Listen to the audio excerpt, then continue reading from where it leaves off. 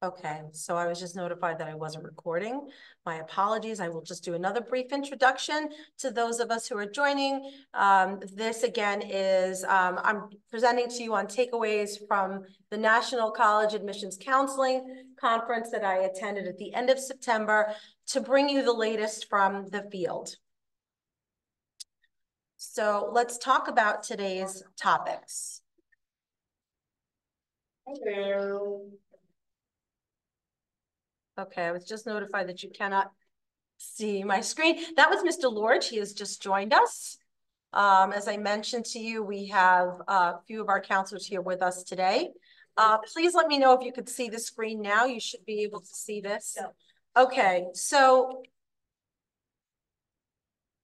topics we will be discussing. We're going to take a look at some college application data. We'll do a bit of a deep dive on some of that. And remember, this is from the perspective of the colleges themselves. And this is all based on institutional research. We'll also talk about important factors in college admissions decisions. And this includes student perceptions.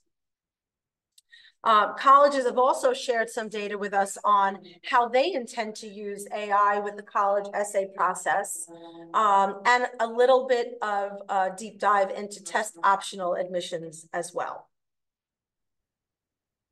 So indulge me for one moment. I just want you to consider this slide for a moment. So without data, you're just another person with an opinion. And we'll talk a little bit about what data looks like, but not just quantitative data, but the qualitative data. And the reason why that's so important is that, you know, the counselors that work with your students here are looking at both the quantitative and qualitative data. So what I mean by that is sometimes just through the conversations they're having with your students, they're able to make informed decisions in addition to looking at what the quantitative data says about our schools that we work with. So this is really important when you consider that we're looking at the whole person.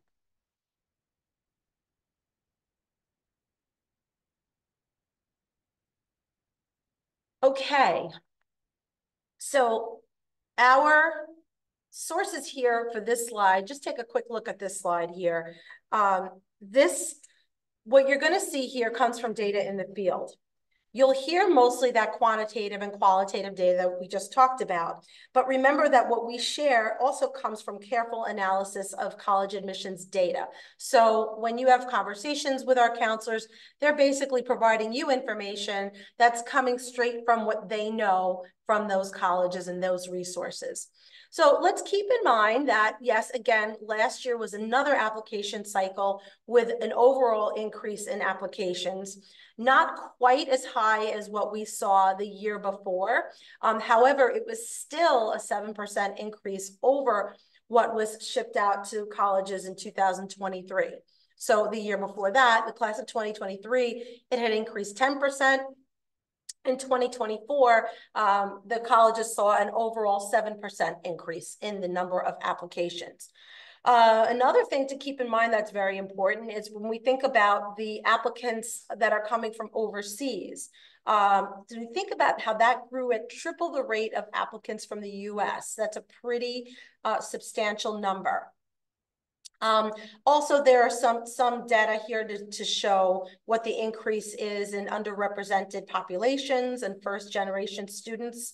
Also with the number of students and increase in students who are eligible for fee waivers and free and reduced lunch. In addition, so the applications in this bottom piece here is really important because selective universities, while they still experience greater numbers in applications, the growth to the most selective was only at 3%. So we're not sure why, but that just explains a little bit about those numbers.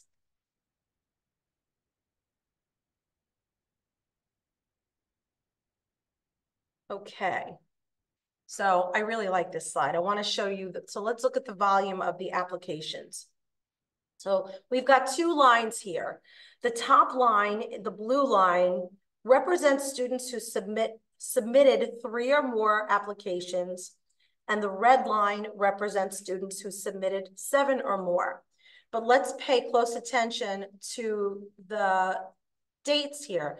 The date range we're talking about is from 2005 to 2019. We know that this was all pre-pandemic. So while both lines are trending up, the biggest increase is the percentage of students submitting more than 7 applications.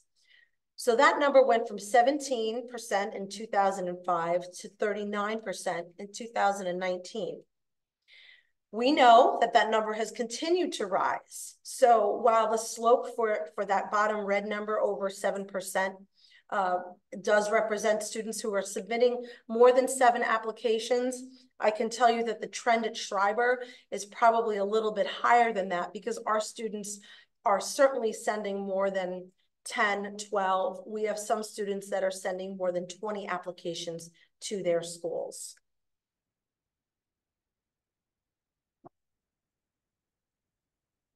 Okay, this slide is great.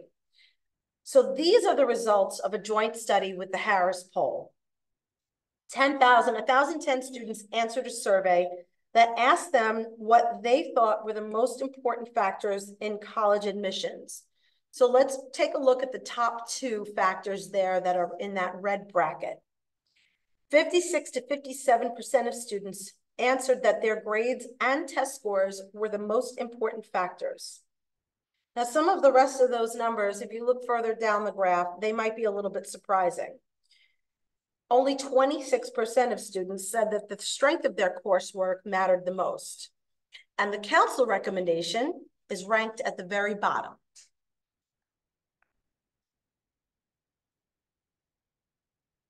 So now we're going to take a look at what colleges really were looking for. So this is now from a NACAC survey. And I just told you a little bit about NACAC, that they are our preeminent overseeing institution for college admissions. So the colleges that were surveyed were asked questions on what they felt are the most important factors in the admissions decisions. So let's take a look now at what's in the green box. We see that considerable importance is given to grades, like the students, but we also see that considerable importance is given to the strength of the curriculum. So what we mean is how rigorous are the courses that our students are taking. Is the student challenging themselves? Let's take a look down to the red box to see what the results are for class rank. So only 5.5% of those colleges surveyed put considerable importance on class rank. So I'm just going to pause for a second while you take a quick look at the rest of these. Now remember, this is the colleges that answered.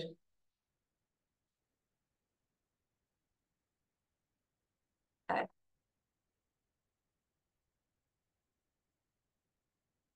So while you're looking, some of you might be thinking that this N is pretty small, 185, 184 colleges answered. But I'm going to take you to the next slide for more information. Okay. Now this chart, I know some of this is a little bit small, but hopefully you can see. This is from the Department of Education. And this represents every 4-year nonprofit institution. And the number here is 1,614. It does not include community colleges and colleges that accept all students. So the main focus here is on colleges that have some sort of admissions criteria for students. So the list of factors up in the top blue bar, this is what is considered here. So the first column, the percent of colleges that require these factors on the left, how many of these colleges require these for admission? And the second column represents the percentage of schools where these factors are considered if they're submitted. And on the right, the percentage of schools that will not consider that factor, even if it is submitted. So again, let's take a quick look at what we're looking at, that top green bracket, okay? And I'm gonna look at the column that says percent required to be considered for admission. So of that number, that's 1,614, secondary school record is considered by 88.6%, and the most important factors for those schools. So by public institutions, it's 94.9%, and by private institutions, that number is 85.5%. So I think this aligns with most of what we're seeing here. But I want you to take into consideration that the school record, grades, those are the most important factors reported. And then I want you to take your eyes and go down to where it says admissions test scores. Okay, that red arrow on the left points to show you of the schools that require test scores, only 7.2% factored that in as being most important. So let's think about that. When we think about colleges and we think about the importance of test scores. Okay. So we now see that most important for schools, 88.6% say that secondary school record, your grades, the strength of your curriculum, most important. 7.2% said that admissions test scores. So when you hear that schools are requiring tests and that the emphasis is on the tests being most important, the data here tells us a little bit of a different story.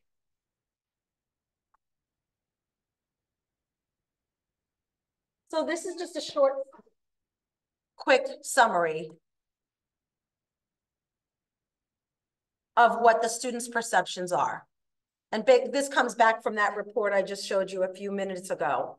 So if we think about students' perception, students tend to overemphasize the importance of admissions test scores, okay? We know this is not apples to apples. The two surveys have their differences, but the general rule is that they are overemphasizing how important the tests are. Still important, but not the primary importance. And students tend to underemphasize the importance of the strength of curriculum. Students accurately assessed the importance of grades in all courses, similarly to the colleges.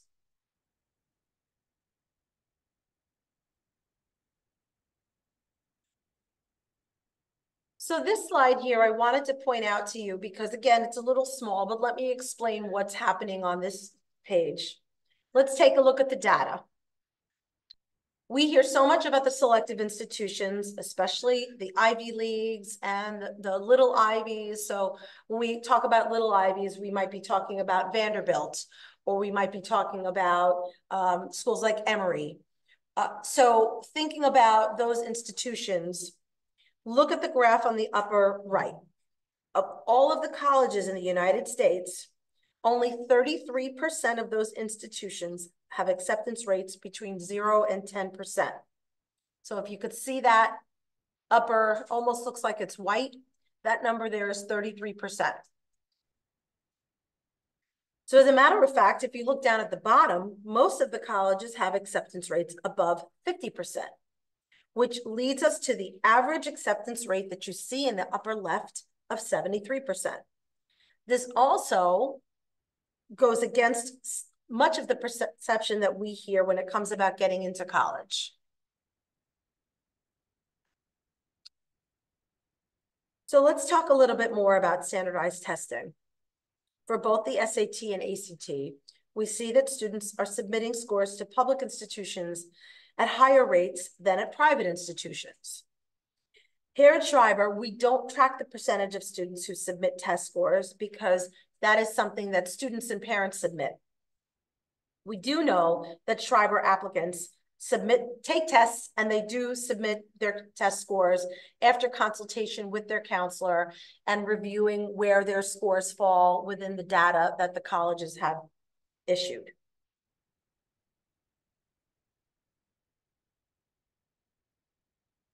So if you see down here at the bottom where it says that NACAC is closely tracking the landscape, I sat in on a session that talked about centering the student's test experience. And I really like that phrase, centering the test experience for students.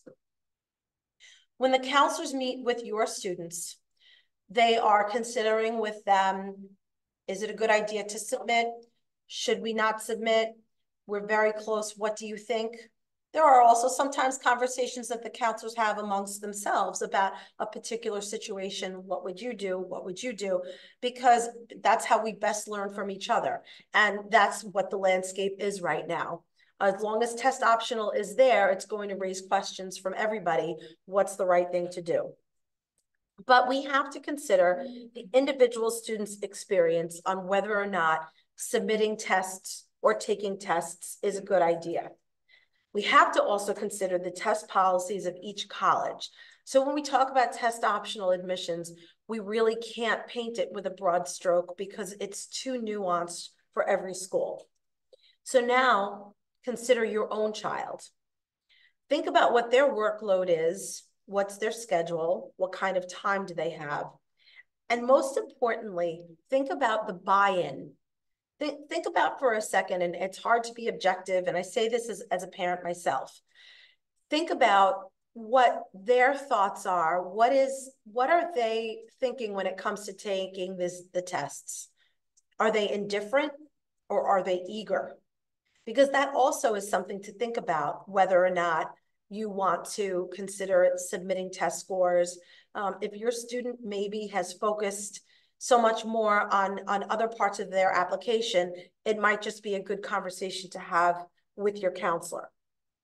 So really the message from the schools is that they urge students to have honest and open discussions about how to apply to their colleges.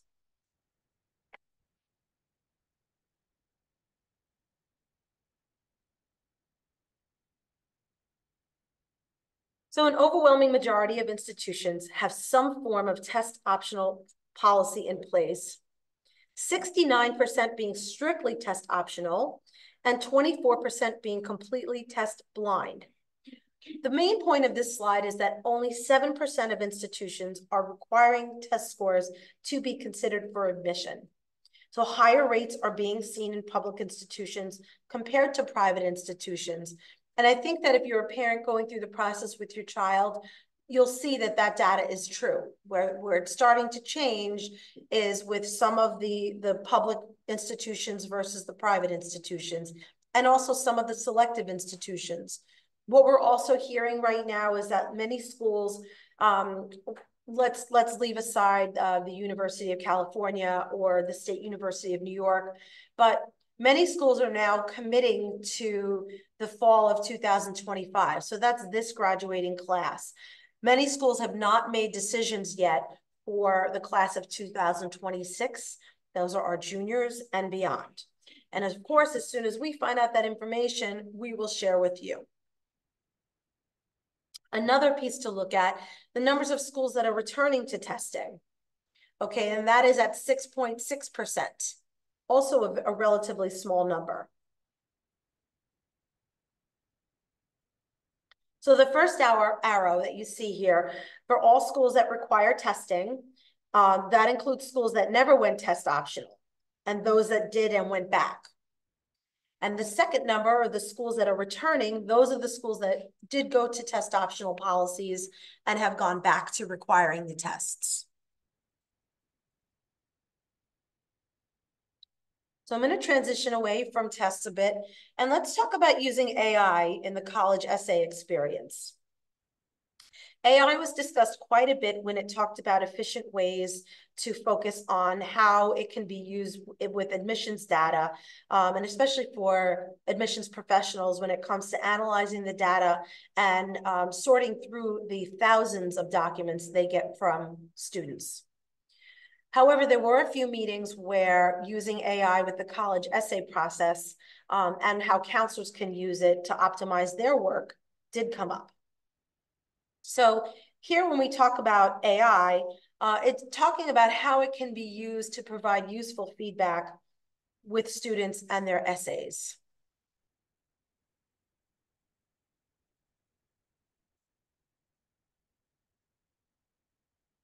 So so you can see here, I left this up just to take a read at this, but AI can just be used really as far as as focusing on how to use when it comes to your prompts. You can use it as a sort of as a supplement to the Common App essay prompts. So when it's used as a supportive tool, okay, this is a little bit of a flow chart what students can use, but don't take this at face value. Students really need to use this aligned with the tools that they're using and learning in school. So a few points to drive home about AI. We need to embrace this. It's not going anywhere. And it's up to all of us, including students, to learn how to use it responsibly and ethically. It's meant to be a resource and not to replace our voice. Students here at Schreiber are learning the appropriate uses of AI in the classroom. So it's not meant to replace, but can be used to enhance. The same principles that they are learning from their teachers must be applied in the college admissions process. So again, here you could see how it could be helpful. I would caution all students that if they wish to use AI in the process, they must maintain their own authentic voice in their essays.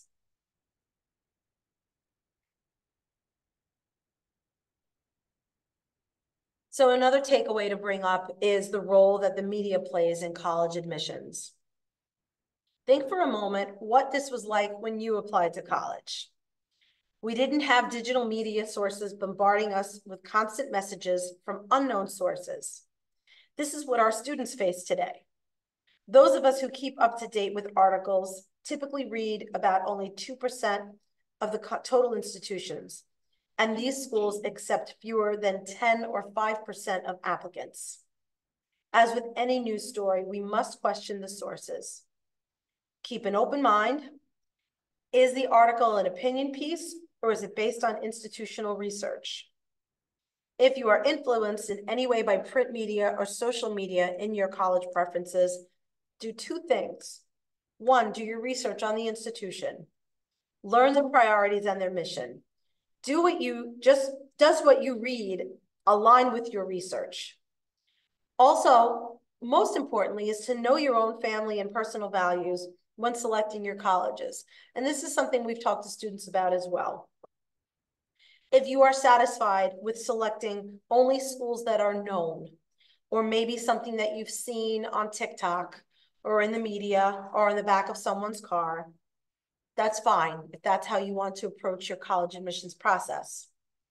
But if you're looking for something a bit different, something that's aligned to you more personally, and you want to dig a little bit deeper into the research to know about those institutional priorities, then find out a bit more about those schools.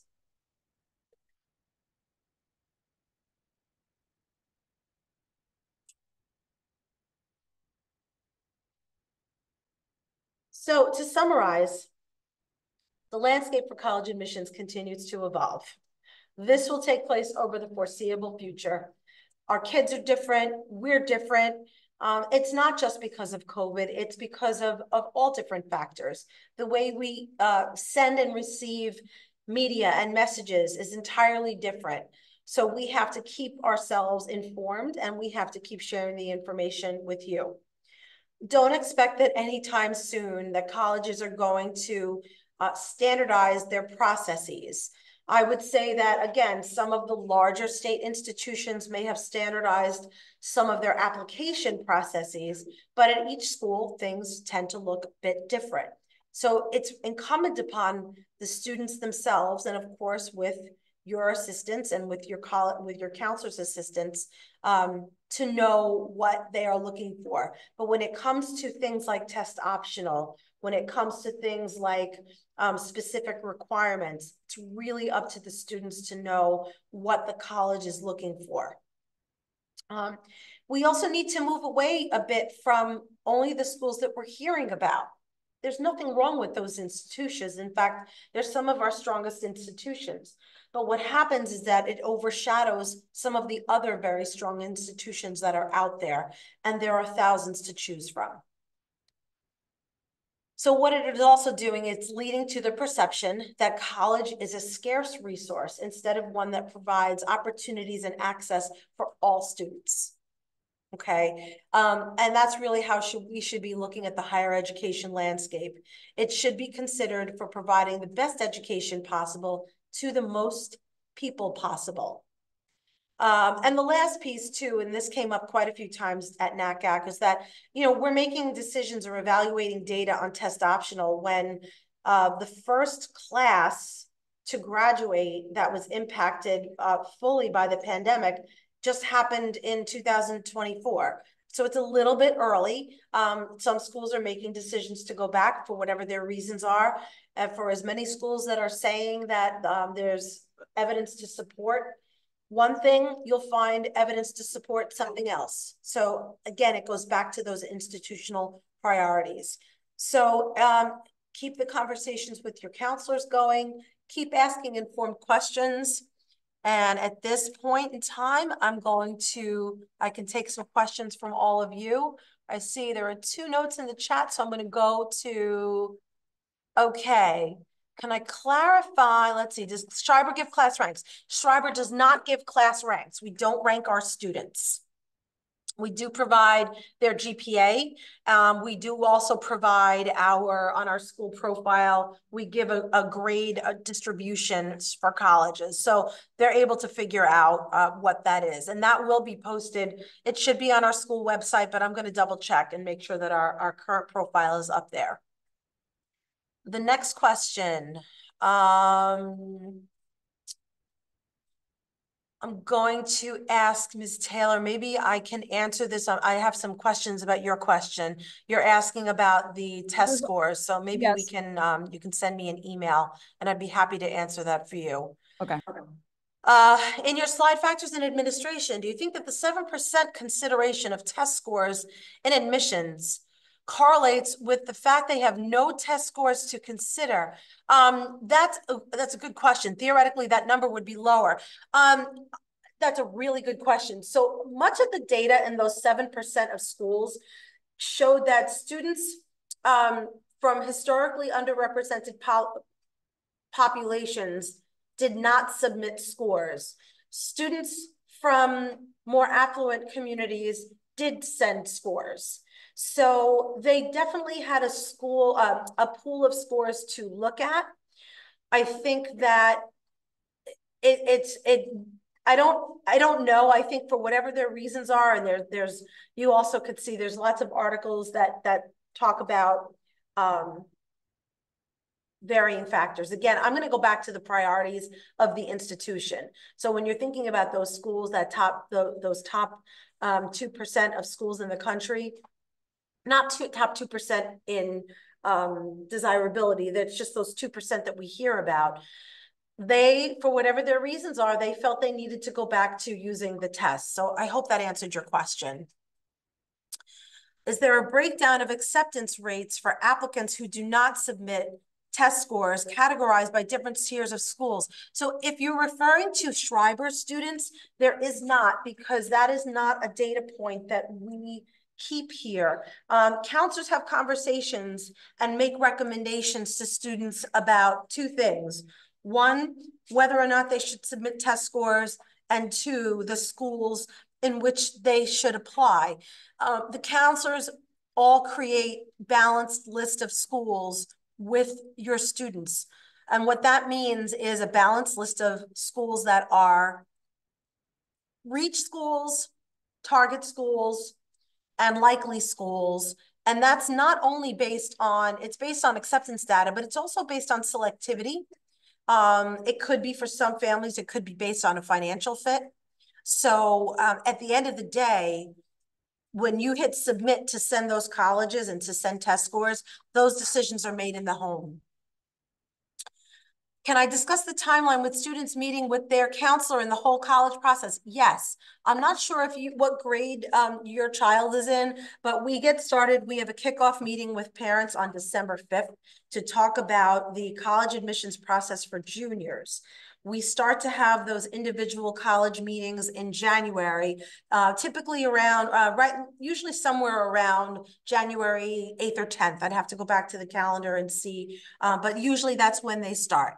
So more information will come about that. I do know that the current class college handbook is on the website. So if you don't have a senior this year and you just want to get a sneak peek, I don't expect that book will change very much. We usually update the dates. So the dates have not updated yet. You can see information right now. When a school asks, what is your rank? Students should write NA. Yes, we do not rank. There's always an option to say, my school does not rank. When do juniors meet with their guidance counselors to discuss the admissions process, and when do they get access to Naviance? So I think I answered the question just a minute ago about when the juniors will meet with their counselors. School counselors have individual meetings with students and parents beginning in January, and we offer a kickoff meeting to parents. December 5th is the date. You'll get more information about that. On December 12th, the following week, during second period, we will deliver the same meeting to the juniors. There's more information to come, and those dates will be sent out. Juniors already have access to Naviance. They can access it through Clever. That information is posted in the newsletter that's sent out every month. If anybody has a question on how to access it, they can come down to the guidance suite. Someone's asking about AP test scores. If a student gets A's in class but scores 3 in one subject, would it look bad? Okay, this is a great question. So, most important for parents and students to understand about AP test scores. AP scores are not a factor in college admissions. AP classes are a factor in college admissions. So I will repeat that. AP classes, those classes that appear on your child's transcript, that is what your colleges are looking at. They're not looking at the test scores. You don't have to submit AP test scores to your school until after your student is enrolled. Typically, this happens at some point after they're committed, after you've sent the deposit, and then they start having conversations about how many credits they've earned in high school. So do not waste your money sending AP test scores to the colleges that your students are applying to. If anybody has questions about that, they can certainly reach out and have a conversation with their school counselor. I do not see any more questions. I'll leave this on for another moment. If anybody else has a question.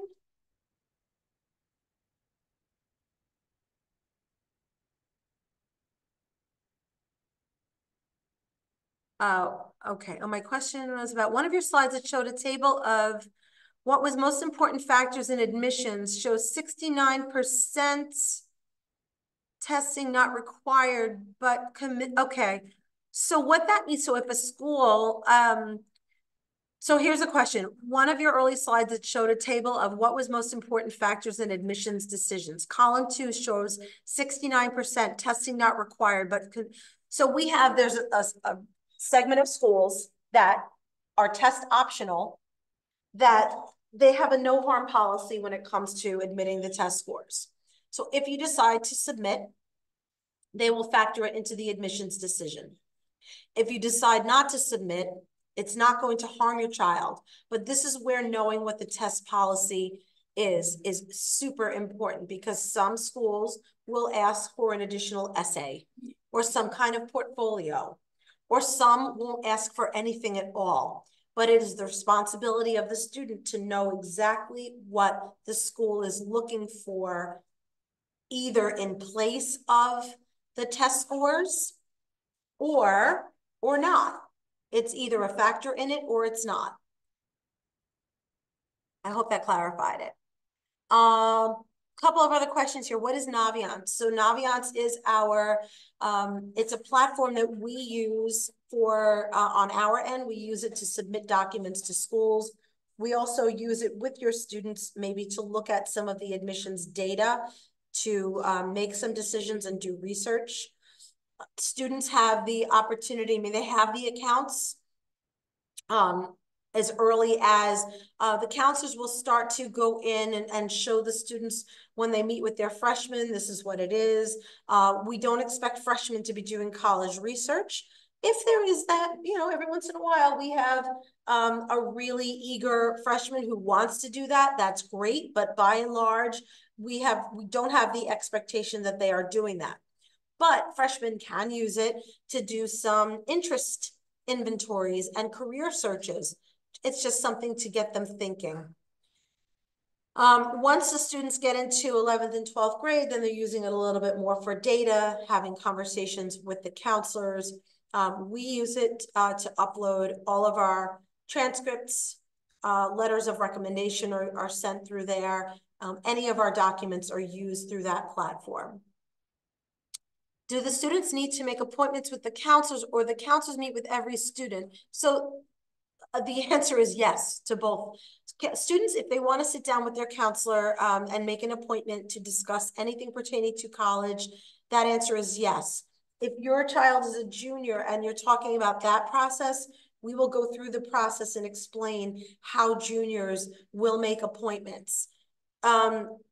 There is a process, and we require certain documents to having that meeting so that the counselors can make the most of those meetings. Again, we'll get into all of that with you. When a student comes in and has that first college meeting without that information, it just makes it a little bit more difficult to have that conversation, because the counselors do get prepared in advance. If you're just talking about a general, if your student is not a junior, they can just set up a few minutes to meet with their counselor. All juniors will at some point meet with their counselors. So the counselors go through their list of students in their caseload. They meet with the juniors, and then they take a look and see who they haven't met with. And then they reach out to them to find out what their plans are. The bottom line is that every student has to have a plan when they leave Schreiber, whether they are going to college, whether they are going right to a career or a trade school to a career, or whether they're going to the military. Okay, regarding AP tests, does a student have an option to not take the AP test? The overall answer is no. We urge every student to take the AP test. Oh, you're welcome. Okay, yes, juniors. So yes, we're talking about juniors. We will give parents the information at the night of December 5th on how your child will schedule and what we will do to schedule the junior conferences.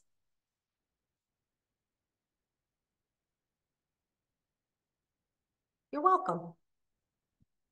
So if this is all the questions, and I thank you for all of your thoughtful questions, I hope I've answered everything that you have. If you have any more questions, or you want to talk about your child, I encourage you to reach out to your counselor. They would be happy to answer any general questions that you have, or any questions pertaining to your child in the process. So just to confirm, parents of junior, yeah, you can be, absolutely. So parents of juniors are involved in the meetings. You are invited into the meeting. If you can come in person, that's great. If you are able to do a phone conference or a Zoom conference, that's also fine. We can arrange all of that. And so you can just pencil in your books now. December 5th, more information will come about that. And I wish you all, thank you, a wonderful rest of your week. Thank you for joining me this morning.